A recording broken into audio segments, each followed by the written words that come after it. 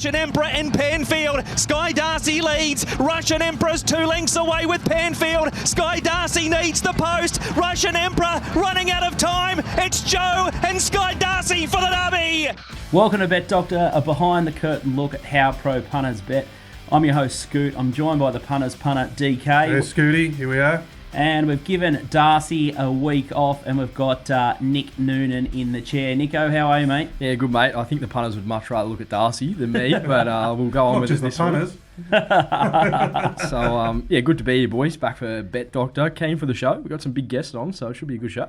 It's going to be an absolute corker. And you just heard the intro there, and that was Sky Darcy winning the Hong Kong Derby. And I had a pretty big weekend on the punt, thanks to Fletcher's Asia set, and overnight he's found another winner. It's Another winner last night, 450. Happy Valley. Yeah, Happy Valley. Zach, Good stuff, the Asian Zach stuff. Purton, 450. So it's been fat for me thanks to the Fletcher set. So make sure you check out the Hong Kong set. He only targets 2, 3, or 4 races, but he can bet outside a favourite, and it's great. It's great viewing, and it's so well done, the Hong Kong package. But how's your week been on the punt, DK? Well, quiet. This week's been quiet. We had no races Monday, washed out Tuesday. Metropolitan racing yesterday is not my go, so we sort of bounced the ball today for me, but might go back to Saturday, Scooty, where we Avoca. I had tunnel vision for a thing I thought was a complete moral there. Something bit happening there, Scooty. Oh, plenty. Barrier gate. But I thought the thing was a complete moral there, that trial thing. So did Clinton. Yeah, beauty. Yeah, good. That was probably the problem, I reckon. What was it doing at Avoca? I thought it'd win. Could have won a race at Bendigo. I was up not for the way it trialled. Anyway, the only issue was that I had in the back of my mind was 1,100 metres. Yep. It was coming off an 800 metre trial. Yep. Yeah. So the only thing, I'll get to the lead as long as it settles and everything should be on that leader's track anyway. So it's led. Everything was sweet at the 500.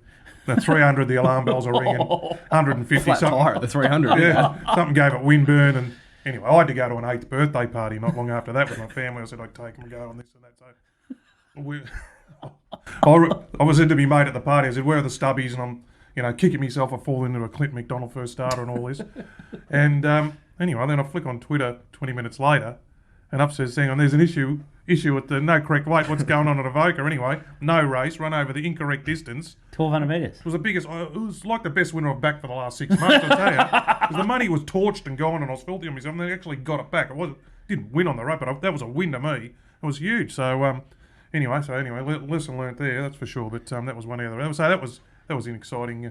Something for the battlers anyway. Something different, just another way. You think you've just done your life, and then all of a sudden the racing gods, and you said, DK, that you'll never blow up about the racing gods ever again. Please, that's got to be a And I did say, in this case, like, you think you've seen it all in racing, you do. That comes out and the great game just produces something again. So that was it. So that was a pretty quiet week for me last week, though. We did hit the target there, little Thursday night, $7 job at Mick Kent. Now, Mick Kent. Now, people who know me over the time, I've had a very testy relationship with Mick Kent.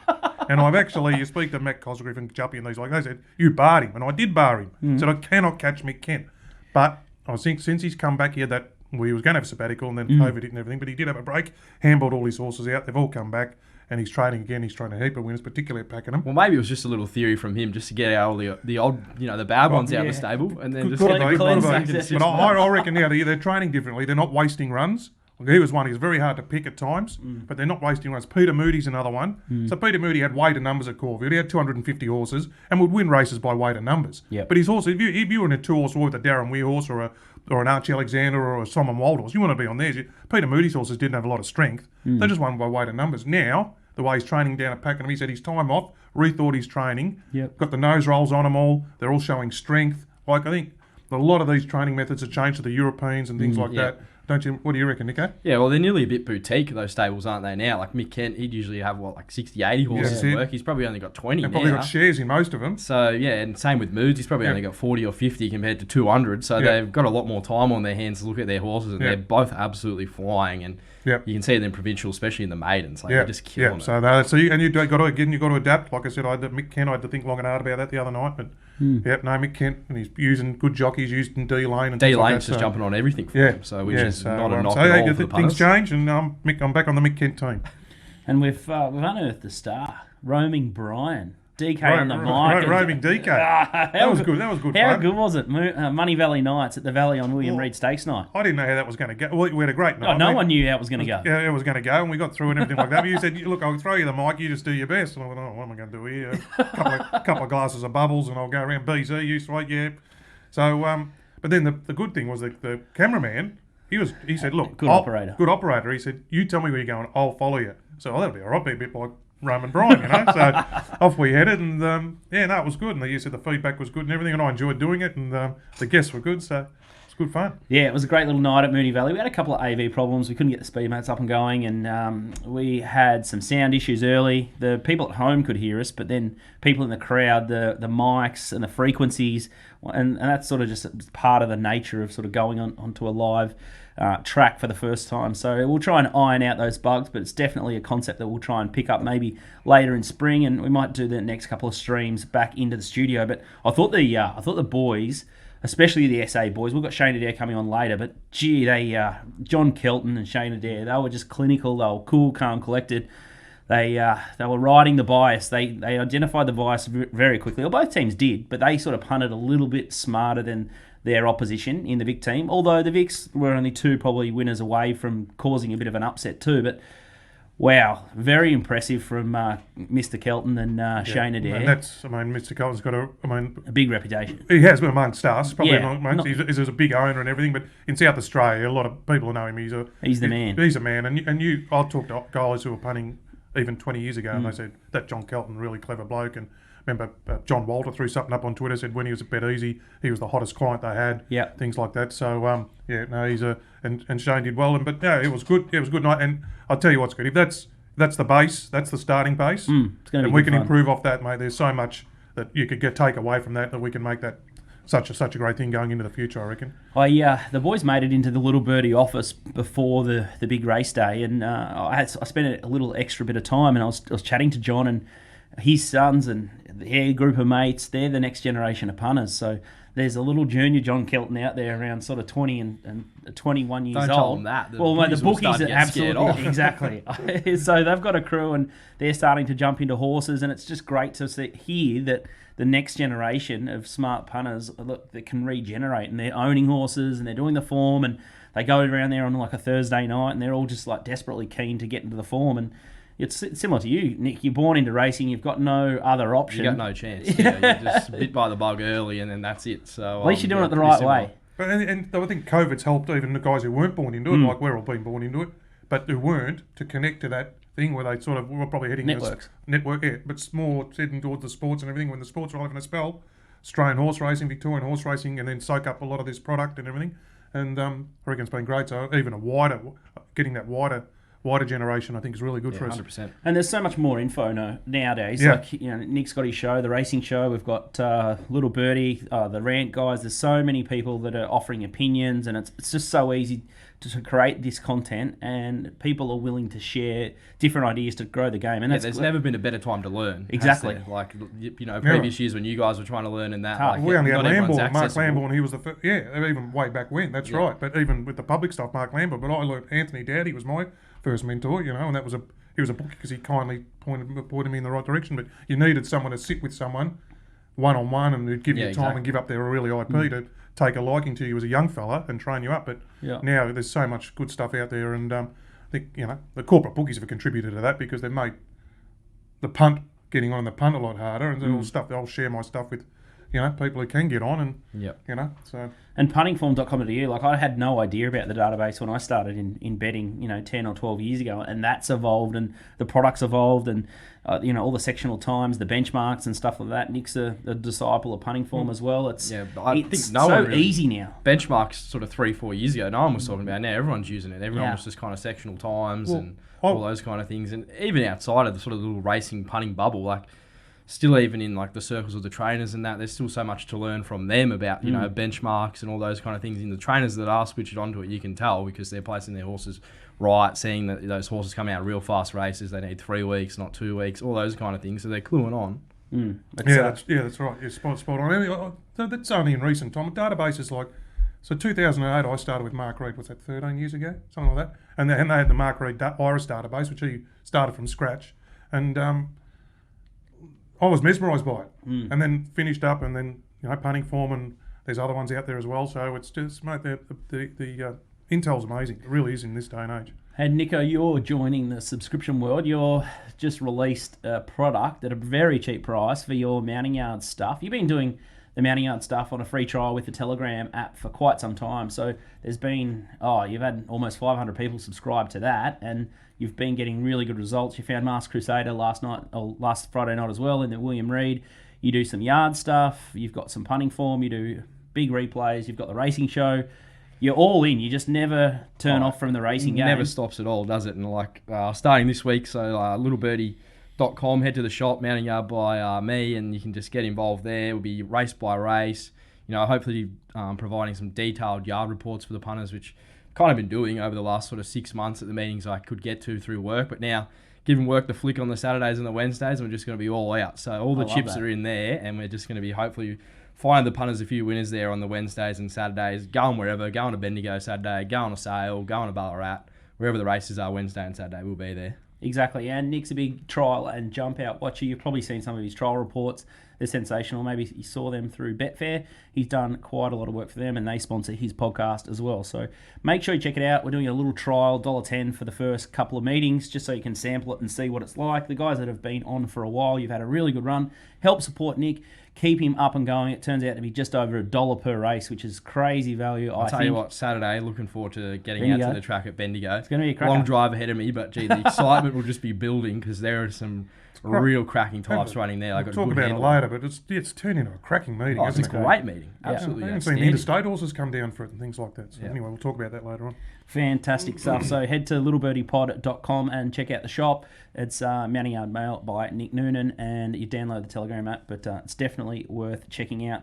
On today's show, we've got Shane Adair, half of the SA team. The winning team joins us off the back of their victory. They turned their $50 units into $80, a huge 60% return there on the investment. And then licking his wounds is Casey McCutcheon.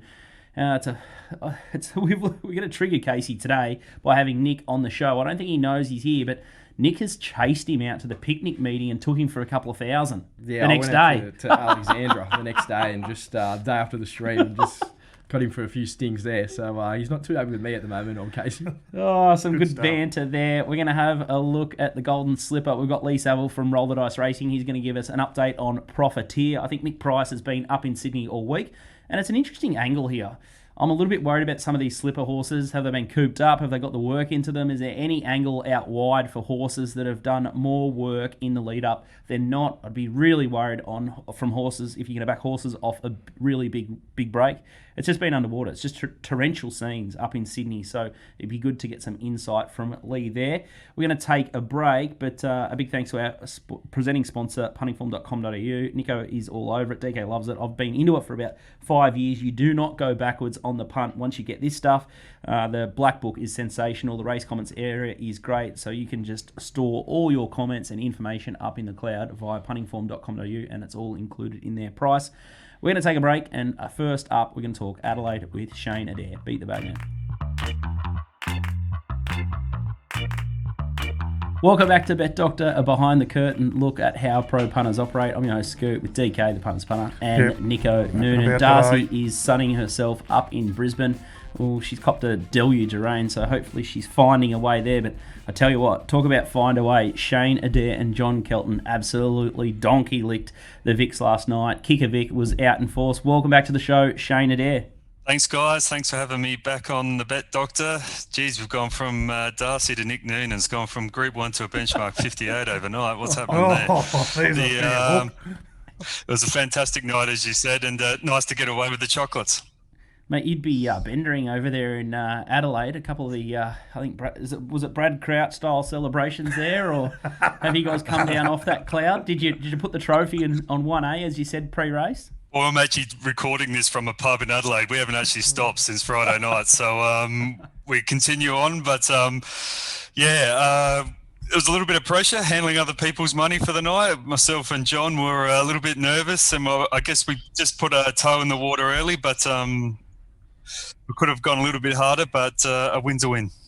It's easy to say in hindsight, and especially when it's other people's money. I thought you guys bet very, very astutely and very responsibly, and to get a 60% return on your investment was absolutely huge. Now, do you think the Zinger Burger pre-races was the key to success?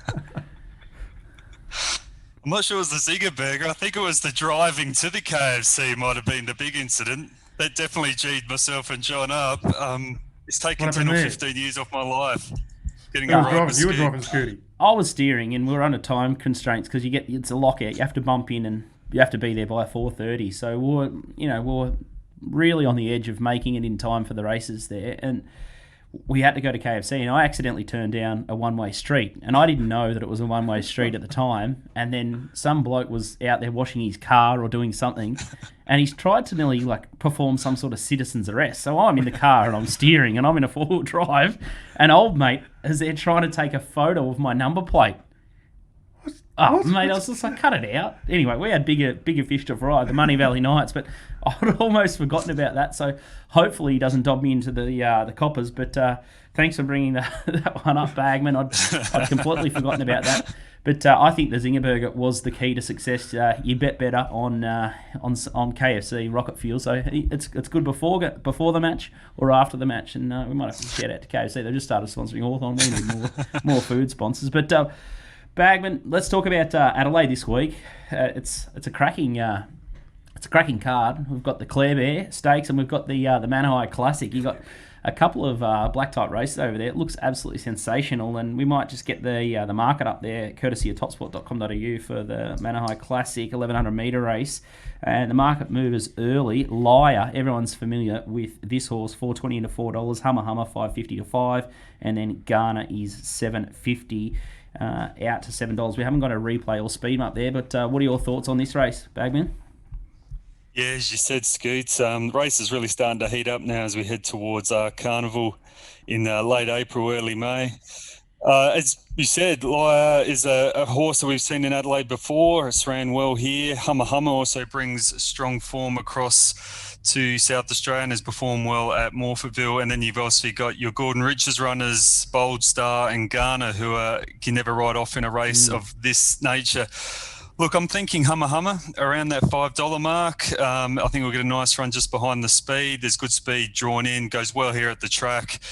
John McCardle's record when he brings horses over to Morphettville is sensational, so I'll be happy to back Hummer each way at the current quote. Yeah, it looks like a hot little race. Have you boys had a bit of a look at it, DK? Yeah. You're ready to launch here. I'm ready to launch. No, well, I know we know Live well, and what we're going to see over the coming weeks is a lot of Victorians, which there are a lot of Victorian horses over there for this particular meeting.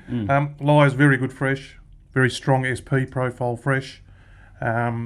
She doesn't win. That's the problem. That's the problem. Yeah, true. 60 kilos here. Wouldn't she be targeting a race like the Robert Sangster? Well, it'll be not grand final day. Not grand final day. They're not a big grand final stable first up or anything like that. So things like that. But one thing I'm interested in, Shane's thoughts. I was very surprised when I saw Gordon Richards put Mitch Aiken on Ghana. How is that doing? I'm not against it. We kicked up for Chris Cassert. He was none from 200, and Lindsay Smith put him on Queen Ladiva, and it led all the way from him. It was not, but I just don't see that. Mitch has hardly been riding. He's had all these issues. He's got one ride for the day on a big day like that, and Gordon's thrown him on one of his best horses in the good race.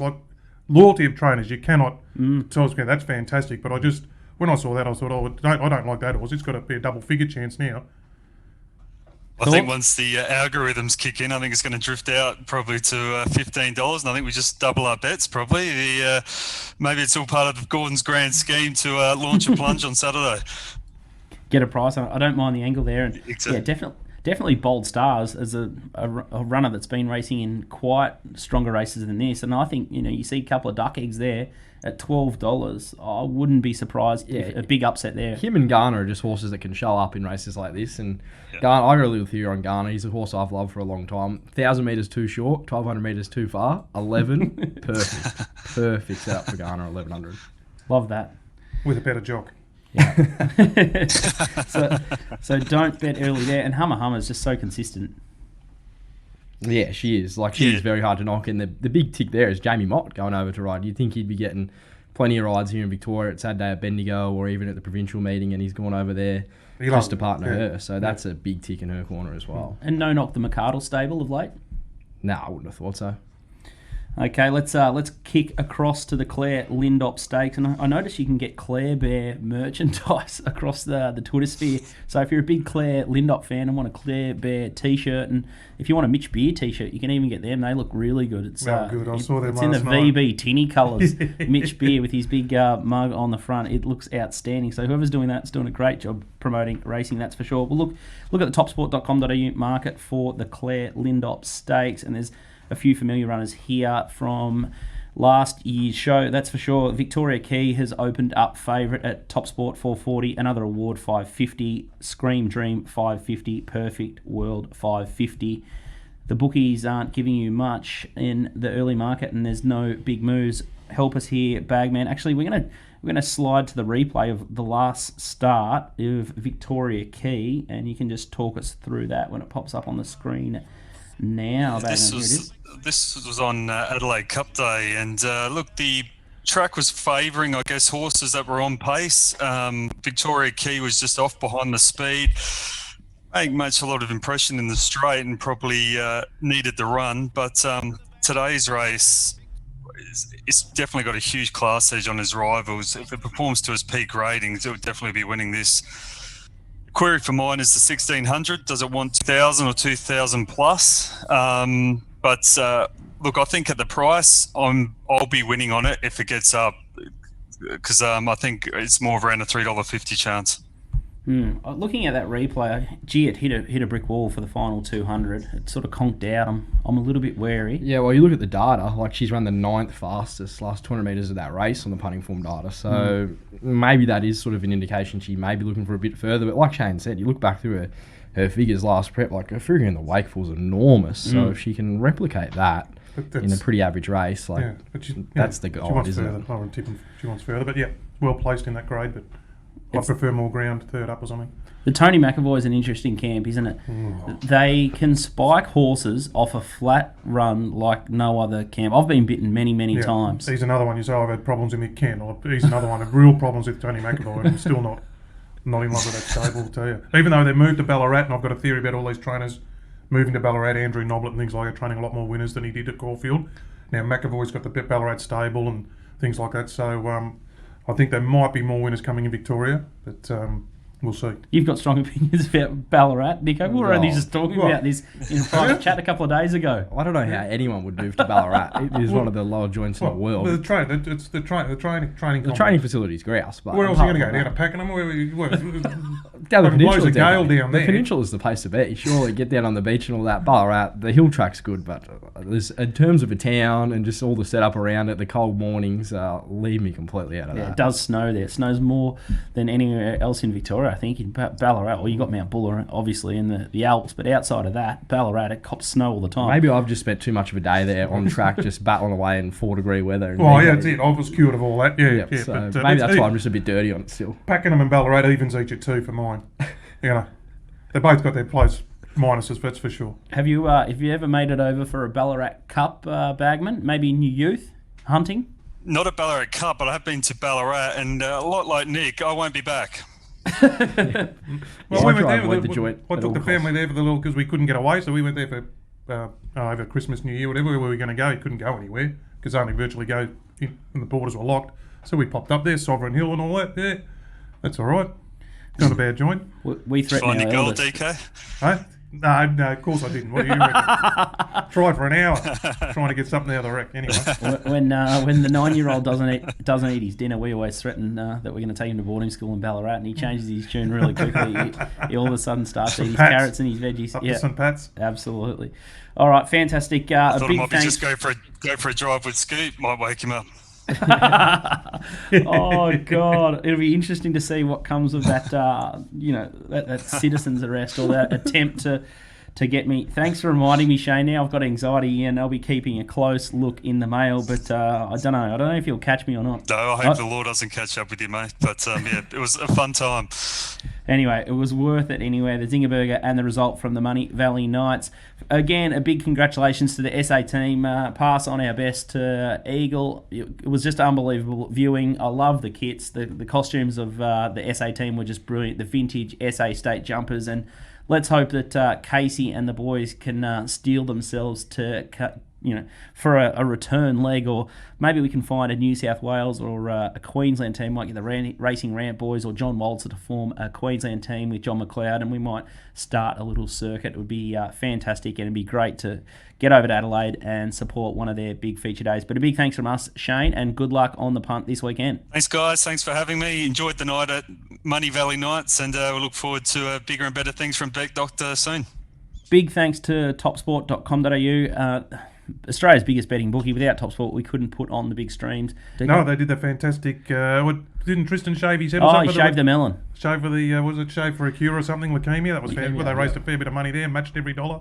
It's terrific. We'll try and put it up on the screen with our magic man in AV. So yeah, Tristan is looking a lot different now with the shaved melon. But a big thanks to TopSport. I think we're about 220,000 in front of all the streams to date. So not many bookies would be taking us on, if any at all. So a big thanks to them. Without them, we couldn't put the streams on, and I'm sure they're going to really be under pressure when we've got our Lone Wolves stream coming up around the 20th of May, I think, around the Sandown Cup heats or the Sandown Cup itself. We'll confirm those details as soon as possible. But if you're betting this weekend, make sure you bet at topsport.com.au. They're family owned and operated for 35 years. Don't bother betting with these other minnows. Bet with someone you can trust.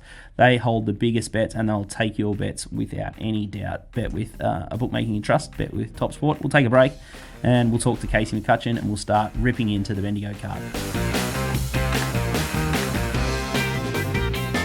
Welcome back to Bet Doctor, behind the curtain look at how pro punters bet. I'm your host Scoot. We've got DK, the punter's punter, and Nico Noonan subbing in for Darcy, and he's been licking his wounds all week, no doubt. We've got the captain of the Vic team. We've got Casey McCutcheon, Mintbet, joining us now. How are you, Case?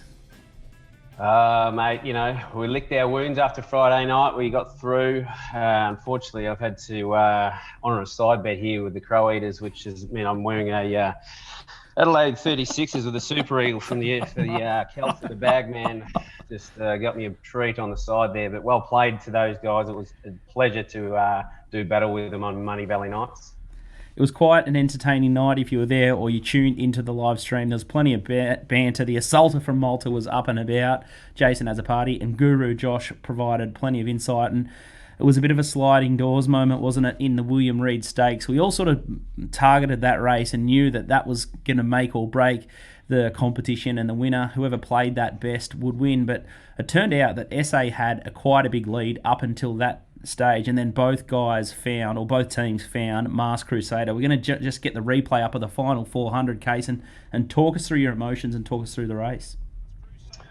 Yeah, well, we were sitting pretty at this stage. We were out watching it in the beautiful atmosphere under the lights, and Portland Sky was the one we were cheering on loudest, and I was firmly fixed upon it. It got out and got the run at the right time, and we thought if it can put a finish on here, it's just about home. And then the burst from behind, I thought, who is this? So I wasn't even watching, and I just felt some pang of relief when I realised it was Mars Crusader, who had also invested in. Willie Pike did the business and found that hot rail. I'll tell you what, how it got the saloon passage after missing the kick. It was one of the things we were, putting a mark against it, was that it might miss the kick. It did, and somehow no one's taken that run on the rail. It could have been, I think, a Leigh Street had plenty of room to do so and try and get that run. And when it gets left another horse back in the run in a race like that, it might have been a bridge too far. But these champions have a way of finding the luck, don't they? Like such as Willie Pike, he's just on fire, and it all happened for him. And the horse did the business, kicked through, and won impressively, didn't it? Yeah, it was a great lesson on how to watch track, figure out where the bias is, and then bet accordingly. Both teams identified a stack of winners. You guys backed Sister and John Kelton and Shane Adair. I think they backed two $10 winners and a $20 winner. as well. It was fantastic betting, and that's what the Valley can provide. And a lot of people bag it and say, oh, it's a leaders track or this or that, but the pattern, once you can figure out what the pattern is, it becomes quite an easy betting track, and you can put a hole in a bookie quite easily. But you have to adapt quickly, and what you liked at the start of the card, if it doesn't look like the track is suiting you in that way, you got to change the game plan and evolve your strategy. It was just inside draws, wasn't it? Like, they were just so advantaged. I think that Tassie horse, he drew 1.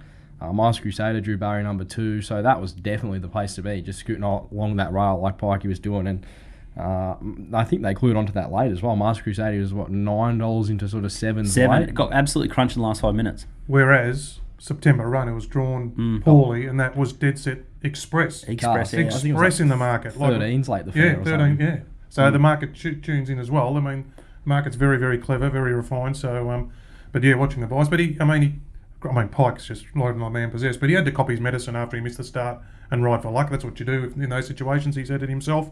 But I remember when I put out a tweet when that horse won a maiden at Caulfield. He was a jet. His horse is a proper jet. Yep. And he's gone on, which is good to see.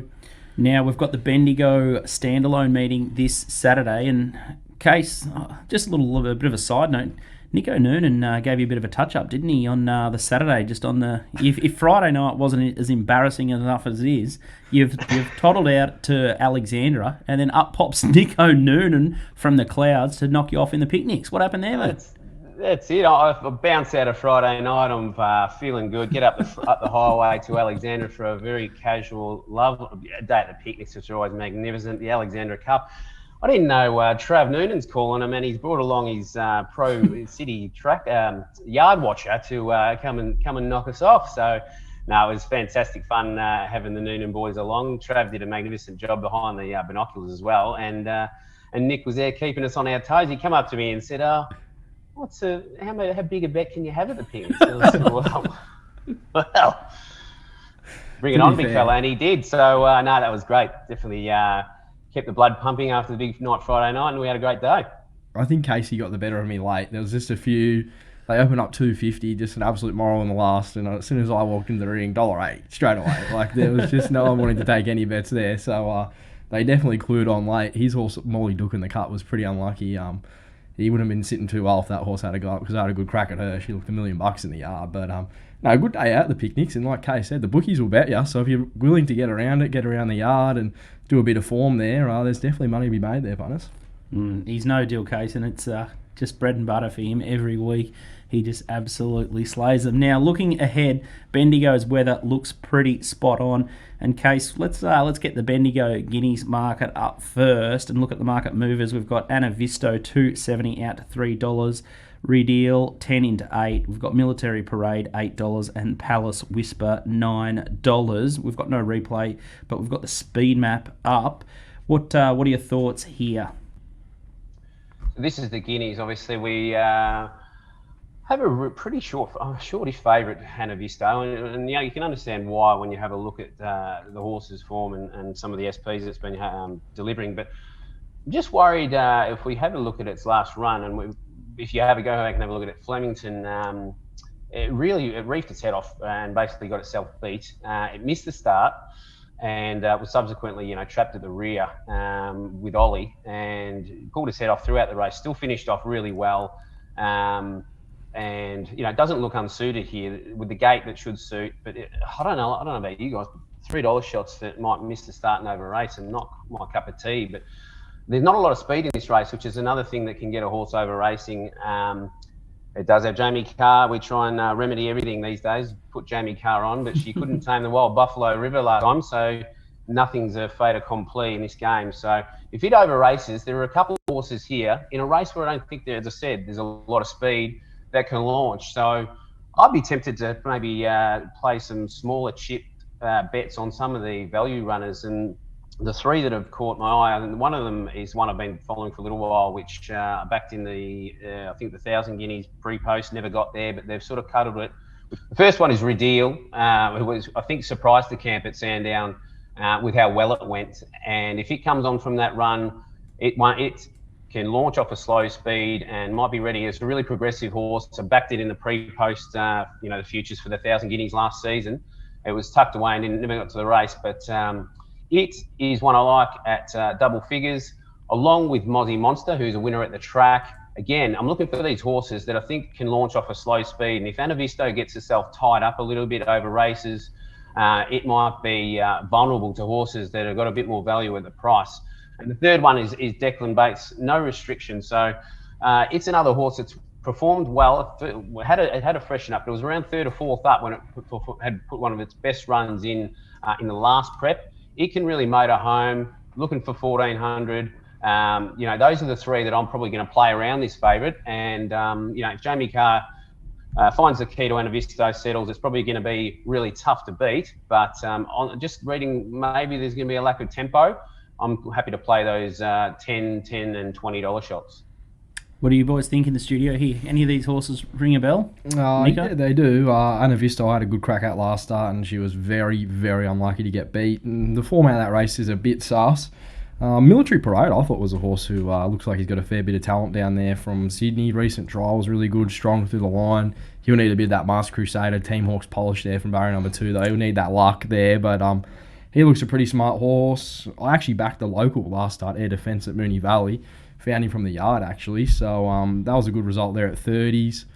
Fleeden is absolutely flying, and it's his hometown cup day, so definitely be on the watch for a few of his horses there and just a few of the betting goes, but I wouldn't rule Kim completely out. I thought it was a tricky little race, though. Yeah, tricky, yeah. The boys have covered. It's a bit tricky. Anavisto looks the one to avoid there, so be careful if you're playing with a favourite. It may drift or it may get beat. Now, let's look at the Bendigo Mile. Odds courtesy of topsport.com.au. We've got the rock-solid favourite here, Ironclad. We've spoken about this horse before. It's got this real barge factor. Kenya is $5.50, Rock $5, and much better the rest. Case, you've wanted me to queue up a horse a little bit outside the market at, about the $10 quote, Platoon. It's $12. Platoon. We're going to get the replay up now and talk us through this run, a couple of starts back in the Shaftesbury Avenue race. Yeah, so this is a real eye-catcher. The last splits were the best of the day, and this is a 1,400-metre race at Flemington, and when you have a look at this, it's gone straight up into a 2,000-metre race from this in the Australia Cup and been underwhelming. But just have a look at what it does late here at Flemington. Just and who it runs with past is of interest as well. So maroon with the white cap, is it? It's just, the yellow with the maroon cap. It's just about to launch now. Runs past I'm Superman, who went up to Sydney after this run to beat Rock, who's in this Golden Mile race in the Ajax. So you can tie in a little form line through that. And when I'm going through the market, I'm just sort of stuck out at the $10 to $12 as a value play. All respect to Brad Parnham. I don't mind seeing Damien Lane jump on and Parnham off. I just thought Parnham set this horse a huge task trying to make about a 700-metre run in the Australia Cup. Gets weight relief from that run, gets Damien Lane. And so I'm happy to play around the $12 because this is a pretty wide race. You've obviously got that imposing record of Ironclad coming across from Adelaide and gets the Adelaide girl. Only gets 2 kilos on a horse like Platoon, who's been, really well-performed horse in Group 1 races. Ran well in last year's Railway. Was tough as nails in the Perth Cup. First one beaten and just kept going. But it's that turn of foot that in a race like the Shaftesbury that... this is a really interesting horse. So I think it has won on a soft track, but most of its runs are on the good. We're hoping the rain stays away and it gets that good track. But yeah, it's the one I'm really interested in a pretty interesting race, to be honest. A race with a few stories, like English King is a runner a lot of people will be tuning in to watch. Son of Camelot was favourite for the Epsom Derby. It's had 3 jump outs and they're trying to target it at something like a Queen Elizabeth. So the camp have admitted that this mile race is going to be, it's going to be getting warm late and need another half a lap, but it's going to be one a lot of people that are going to be very interested to see how it goes. Nico? Yeah, well, they paid $2 million for it, so I'd be expecting it to come into the yard and be a bit of a type. His European form was outstanding. It's just whether he's ready to go. I saw Ironclad on the TV there over at Morpheville and G. Looks an imposing beast just to set your eyes upon. This is a race I'm really keen to see him on Saturday. Get into the yard and have a look. You definitely could knock Platoon. Casey made some good points there. And the I Am Superman form, that's easily timeable with Rock, who ran third to him last start. Personally, I'd be getting the big red texter out with Rock.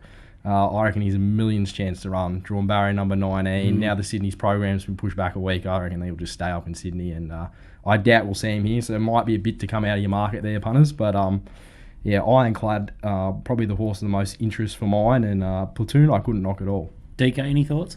No, well, the Hawks, they hate those wide gates, don't they? Yeah, they'll scratch for sure. I want to ask Nico, well, half this field here, I just noticed, a lot of them haven't got any much hope, but half the field was assuming over a mile.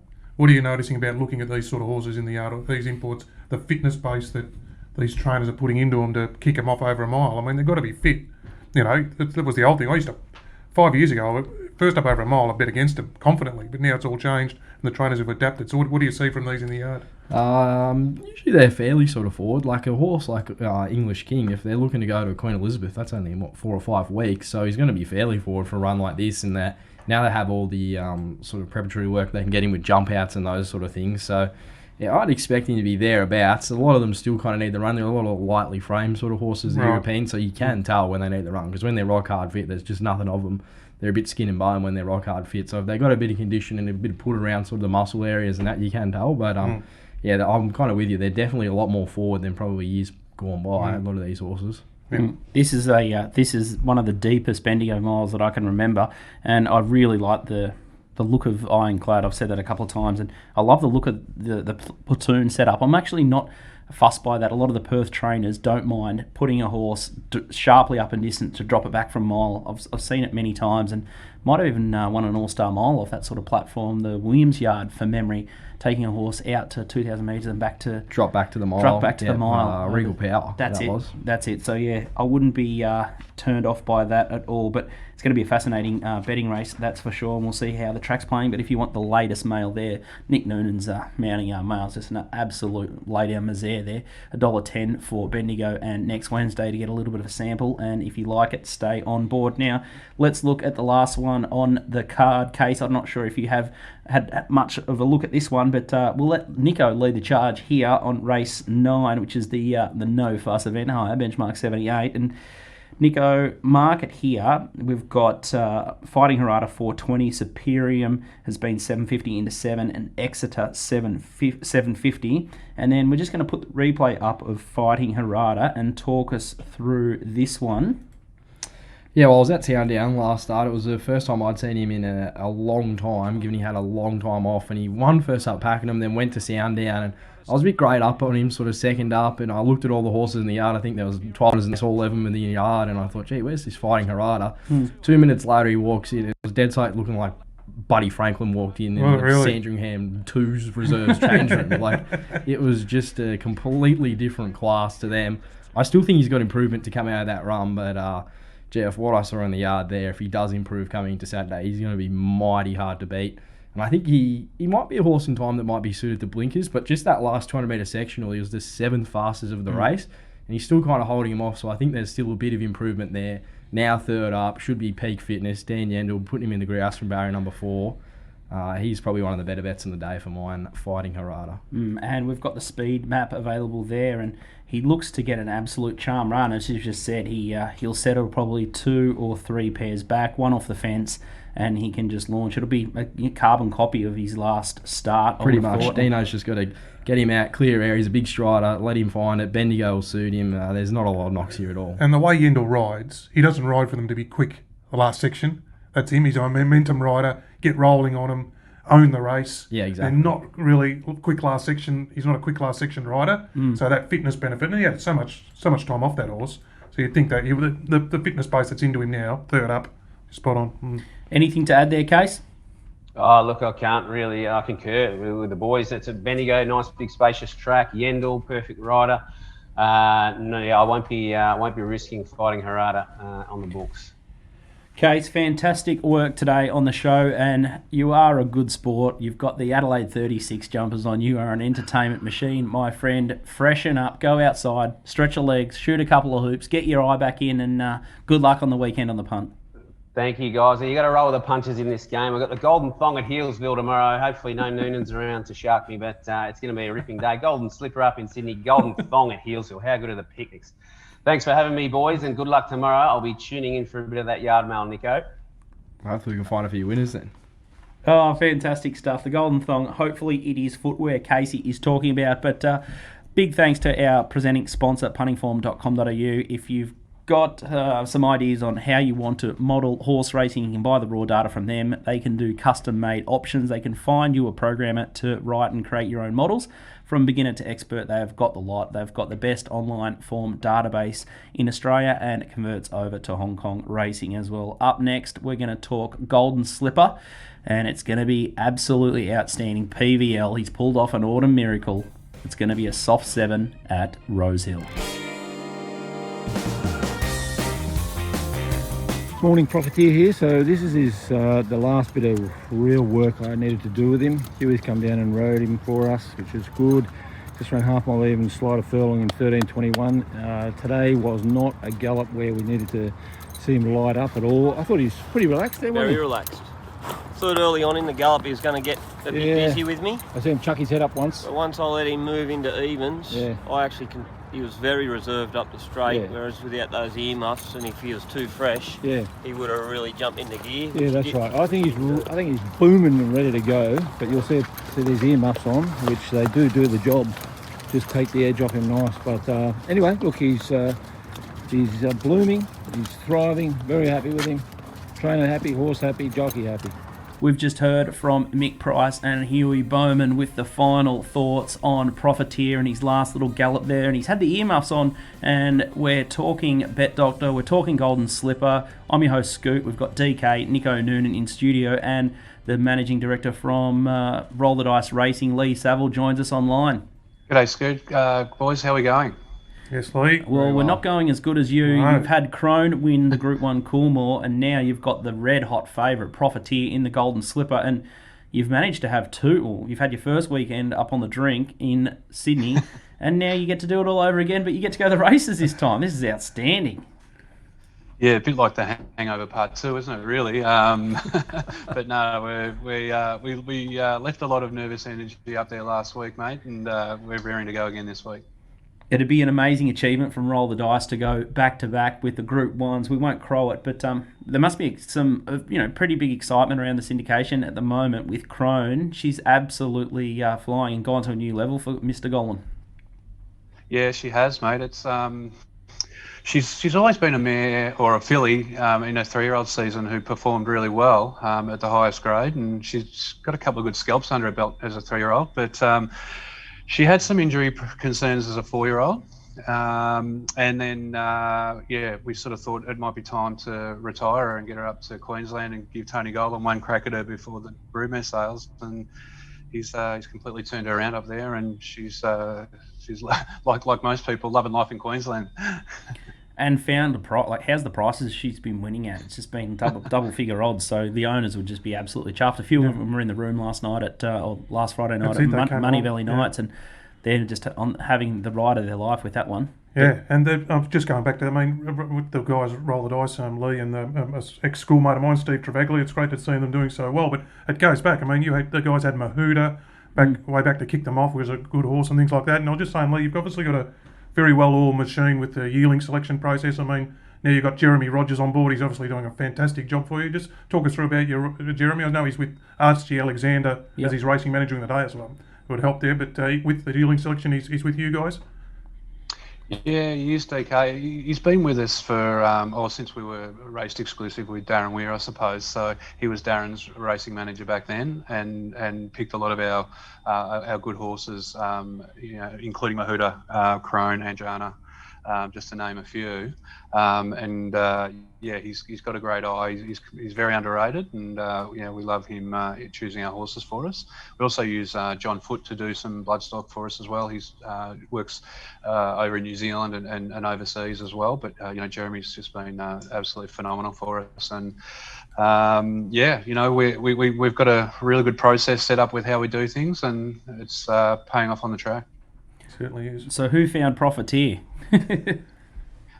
Jeremy did, mate. So it was an interesting situation. We were up at Classic last year looking for, a colt that we could, a stallion making colt, and we're on a Written Tycoon the day before, and he went for a lot more than what we were hoping for. So we had to go back to the drawing board, and we thought, well, if we couldn't get a Written Tycoon, let's get a son of Written Tycoon. And Jeremy really liked the Capitalist colt.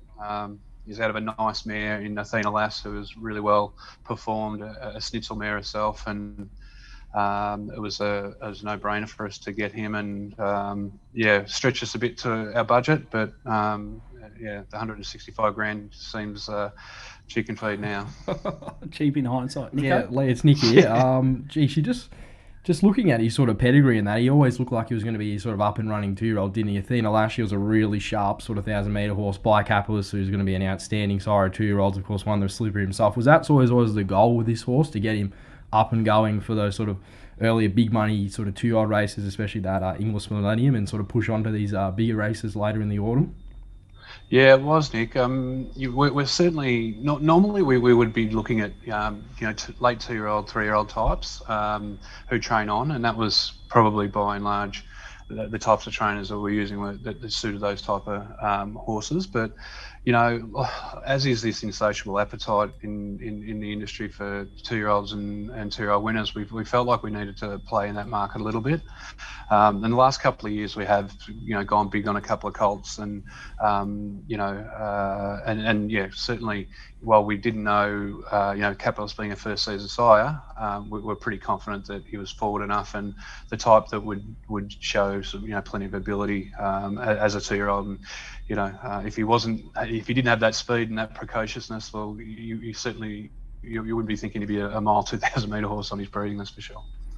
He's an absolute speed machine, and it's a tough market at the moment. The yearling sales, I think 12 or 18 months, everyone was worried with the COVID and how that would affect things. But Mark from the sports show, we went out and had a look at the sales, and these guys were trying to buy a horse, and it went for a couple of 100,000 more, and then all of a sudden, all these other people on your horse, and it's like betting, but taking a much bigger bet, and you have to wait a very long time for that bet to show itself as a good or a bad one. So it's a brave game that they're playing. As Mick Price said, when you're out at the sales, a 3-bedroom house walks past every 2 minutes. And Mick Price, I think he might be shacked up at Bronte up there, and the weather has been awful up in Sydney. And I was talking earlier in the show, a little bit of asterisks around some of these horses and whether they've had the work being able to get run into them with so many wet tracks. But Profiteer, off that video, he just looks absolutely sensational. He's glowing in the coat.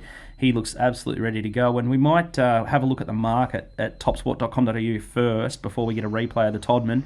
It looks like Profiteer is all the rage here at $4.20 into $3.60. Got a horse like Stay Inside, $6 into $4.60. Both look like they're going to be suited by the wet track. And then the different form line, 4 moves ahead at $9 into $5.50. So anyone that's holding futures tickets, if you've had a bet in the all-in market, your bets stand. But if you bet last week, you have to re-bet into the final field market again. So that was just a little update from Tristan. So Profiteer, very strong in the market. All 3 chances are red hot. I think Mark Lambourne last week was talking about a couple outside the market. Ingratiating was one that he sort of found at big odds. Cup Devant was another one.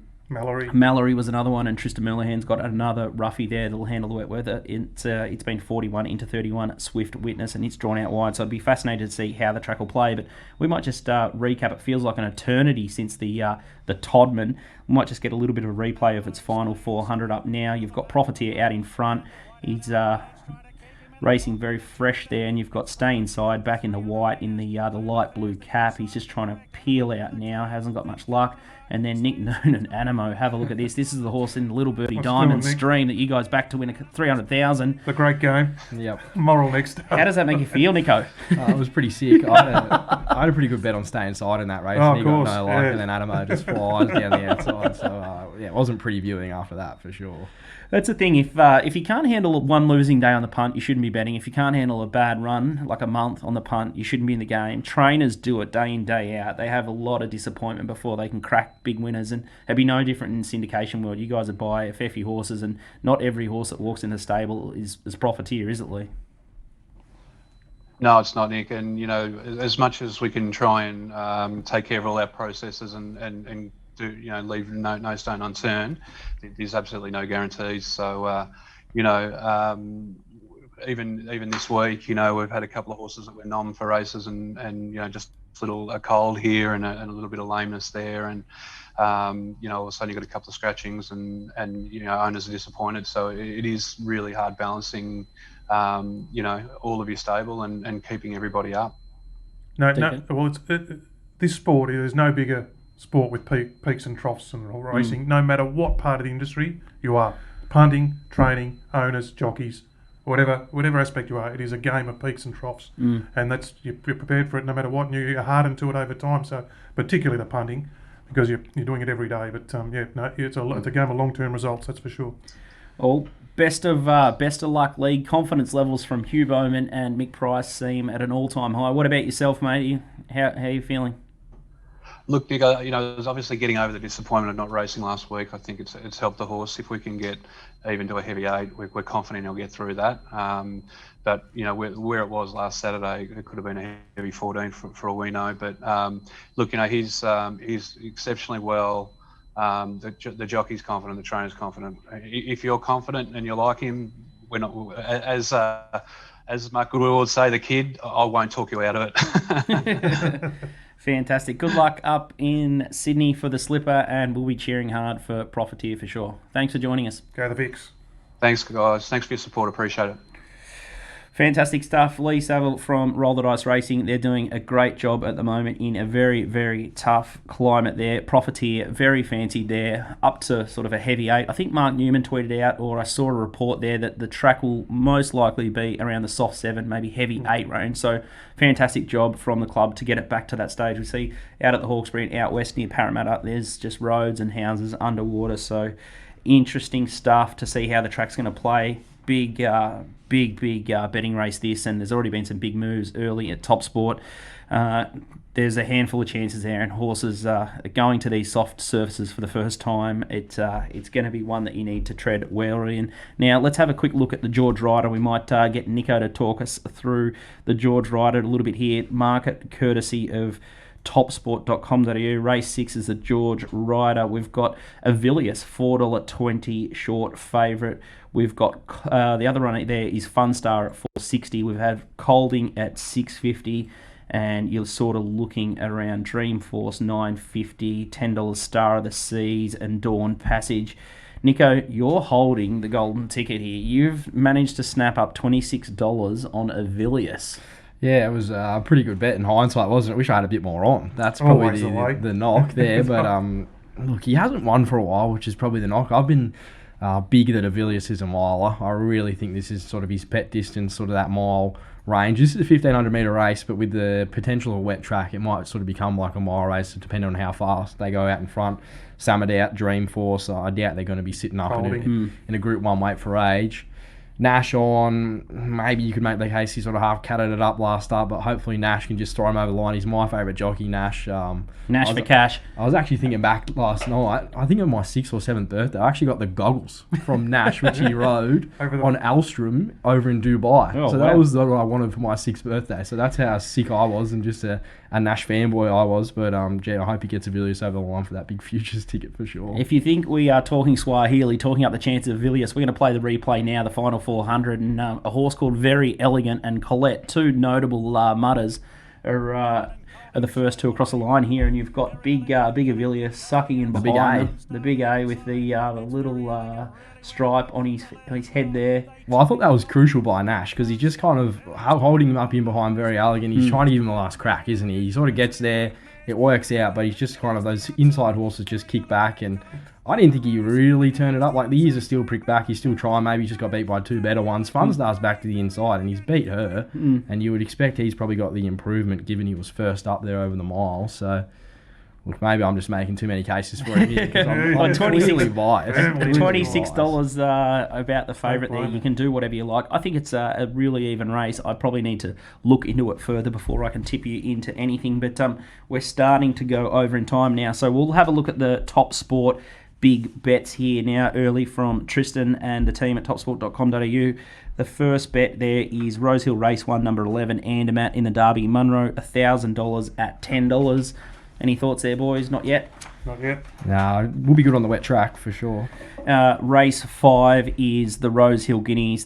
John Walter's favourite horse. Race 5, number 3, Mo'unga, 4,000 at 350. Could be a little bit of mine and DK's money. Cheering it so hard. If he wins, he's got to be on the show next week. When it goes straight past Skylab instead of the other way around. When he said Skylab's going to be saying ta-ta to it. 350 into 320, that Mo'unga. And Golden Slipper, race 7, number 8, stay inside, 2,500 at $5 there. That is a horse that Nico and I will probably be following up on, and I think it'll handle the cut out of the track. I think that's what it'll be doing. It'll be they're going to fan. They're going to use a lot of the track. It will be probably going to be just. You've seen plenty of slipper winners do it, come through on the inside there. So just blending into the race, and like you said, he's going to be the horse who's going to handle the wet track. I think he's already won on a heavy 8 or heavy 9. So it's going to be no worries to him. But gee, the camp seemed pretty confident on Profiteer, and he's into $3.50 now. So the market's with him early as well, which probably isn't a knock. Yeah, and the other bet there, which is a runner that we talk about a lot actually, Tabby Dance. Bendigo race 1, number 2, $2,000 at 380. Tabby Dance is now into 350 in the first at Bendigo. Off the break, I think, isn't it? Off the 90 days or first something? Up with Liam Reardon on the 2 kilo claim. That's a little bit of a negative. Oh, I'd say, you're not riding in great form, Liam Reardon, and there's plenty of good jocks riding at that meeting. So, especially on a favourite, you've got to be, if you're going to back an out of form jock, you need to be compensated for it. So yeah, I think you'll probably drift from 380. So did I, the rider. And Will Clarken's got the favourite in that race, Second Slip. So we might tap into Mr. Kelton's mail and In the Know with Snow, who gets all the Mick Price mail there. But it's been an absolute chock-a-block show with Bendigo, Golden Slipper, some little bit of Moonee Valley Nights recap, and some Adelaide stuff. Adelaide starting to heat up as well. So big thanks to Nick Noonan joining the show, and he's joined the team as well for Little Birdie. Head to the shop, trial his stuff for $1.10. You get to download the Telegram app, and you'll get race-to-race information the final 3 to 5 minutes. It is so easy and great insight from Nico. Thanks for joining us, Nico. Thanks, boys. Hopefully you go well there on Saturday. Find the punters a few winners, and thanks for having us. On your news, welcome aboard. And DK, you just watching prices go off again? Yeah, watching them go off again. Still as I'm sitting there. He's been blowing up this whole show off the air, hasn't he? Just about these prices. So keep your finger on the pulse there, punters. He might have something he's ready to launch at over the next few days. Races today. Got Cranbourne tomorrow night. There'll be one. There'll be Wodonga Saturday. And we'll see where we go after Plenty that. of opportunities for DK. Just never ends. We might have to throw in some free therapy. If you know someone that does some psychology and you can recommend them in Melbourne, we might send DK out there. It sounds like he needs it. But follow at BetDoctorTV on Twitter, BetDoctor on the Apple and Spotify podcast, SoundCloud also, and watch us on YouTube, Little Birdie TV. It's going to be a cracking weekend of racing, and we'll talk to you next week.